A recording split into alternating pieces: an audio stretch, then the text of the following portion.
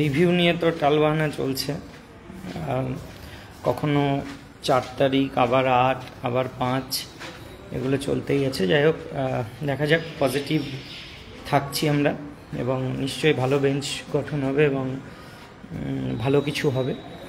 এরই মধ্যে গতকাল মুর্শিদাবাদে এসেছিলাম। আমার যেহেতু পুরনো জায়গা, যেখানে আমি ছোটোবেলা থেকেই পড়াশোনা করেছি মুর্শিদাবাদে, এবং সেখানেই আমার ওবিসি সার্টিফিকেটটাও জঙ্গিপুর এসডিওর আন্ডারে, সেই জন্য জঙ্গিপুর এসডিওতে এসেছিলাম, যেহেতু স্পেলিং মিস্টেক ছিল সেই জন্য। তো সেখানে সবার সঙ্গে দেখাও হয়েছে। আজকে এই মুহূর্তে দাঁড়িয়ে আমি আমার পুরনো যে স্কুল ছোটোবেলার, মুর্শিদাবাদে ঔরঙ্গাবাদ হাই স্কুল, আমি সেখানেই রয়েছি। অনেক স্মৃতি জড়িয়ে আছে মানে এই স্কুলের সাথে, যেহেতু আমার পুরনো স্কুল।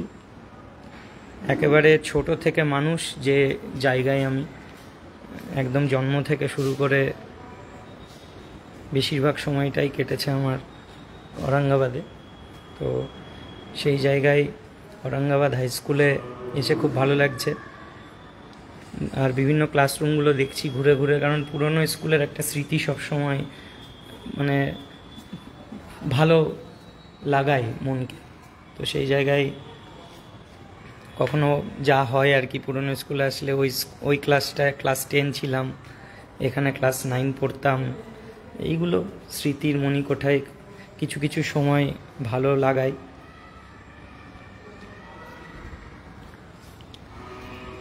যাই হোক, পুরনো জায়গায় আসতে পেরে তো ভালো লাগছে, কিন্তু মানে কষ্ট একটাই যে চাকরি হারা যোগ্য হয়ে বিভিন্ন জায়গায় যেতে হচ্ছে এবং সবাই ওইভাবেই চিনছে যে যোগ্য চাকরি হারা।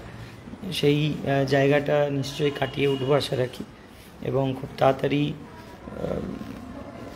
আশা রাখবো যে বিভিন্ন জায়গায় যখন যাব তখন আর ওই চাকরি হারাটা না হয়ে ভেরিফাইড যোগ্য, এই কথাটা যেন শুনতে পাই যে আমরা হচ্ছি ভেরিফাইড যোগ্য চাকরিজীবী, যেটা আর কোনো দিন হয়তো কেউ ভেরিফাইড যোগ্য হবে না বা এরম টালবাহানার মধ্যে দিয়ে যাবে না। আমরা রিভিউটা দেখছি, রিভিউয়ে ডেট নিয়ে যেহেতু একটা চলছে, কারণটা হচ্ছে যে অনেকগুলো রিভিউ ফাইল হয়েছে, তো সেইগুলো ট্যাগ হওয়ার মানে দিকেই এগোচ্ছে, সব এক এক করে হচ্ছে, রেজিস্ট্রির কাজ চলছে, সেই জন্যেই এরকম ডেটের মানে একটা খেলা চলছে আর কি, চেঞ্জ হচ্ছে বারবার। দেখা যাক কি হয়। এখন ব্যাপারটা হচ্ছে নতুন করে একটা জিনিস বলার, কোনো কিছুতে মানে উড়ো খবরে কান দিয়ে এটা হয়ে গেল, এটা শুনছি হয়ে গেছে, এরকমটা না করাই ভালো। উড়ো খবরে কান দিও না কেউ, যা হবে সময় বলবে, ওয়েট করো, ধৈর্য ধরো, যেটাই হবে সেটা সময়ের সাথে সাথে হবে। এই বিচারপতি এই হয়ে গেছে, বেঞ্চ ছড়িয়ে দিলাম তাদের নাম, খুব খারাপ জিনিস এগুলো। এটা একটা রায় বেরিয়ে গেছে নাকি, এগুলো করাটা ঠিক নয়। তো সেই জন্যই বলছি, যা হবে সেটা হতে দাও, ওয়েট করো। এখন ব্যাপার হচ্ছে কোনো কিছুকে অতি উৎসাহের সাথে অ্যাকসেপ্ট না করাই ভালো। ধৈর্য ধরাটা দরকার এই মুহূর্তে দাঁড়িয়ে, শুধুমাত্র নিজেদের কাজগুলো করে যেতে হবে। আর অনেকের সমস্যা জানাচ্ছ, কিন্তু দেখো একটা কথা বলে রাখি যে আমি নিজেই তো একটু আগ বাড়িয়ে হয়তো হেল্প করার চেষ্টা করছি, কিন্তু এটা সম্ভব না যে প্রত্যেকটা ইস্যু সেটা সলভ করা, তো এরকমভাবে হয় না। যা যা এডিটিং অপশান দিয়েছে সেগুলোই এডিট করা যাবে, বাকি যদি কেউ কিছু করে থাকো সেটার এডিটিং তো এই মুহূর্তে সম্ভব হচ্ছে না। শুধুমাত্র যারা এক্সপিরিয়েন্স মার্কস দিতে পারেনি সেই ম্যাটারটা একটা আলাদা করে কালেক্ট করে চেয়ারম্যানের কাছে দেওয়াটা দরকার এই মুহূর্তে, বাকি খুব একটা ফ্যাক্টর নয়। তো যাই হোক, দেখা যাক। আর এগুলো নিয়ে এখন এই মোশন হিয়ারিং ফ্রেশ এগুলো এখন মাথায় ঢোকানোর দরকার নেই, ওয়েট, দেখো কি হচ্ছে। ওর মানে কারোর কথায় এখন কান দেওয়ার দরকার নেই। এসব এর বিগত দিনেও প্রচুর এরকম হয়েছে, আগামী দিনেও হবে।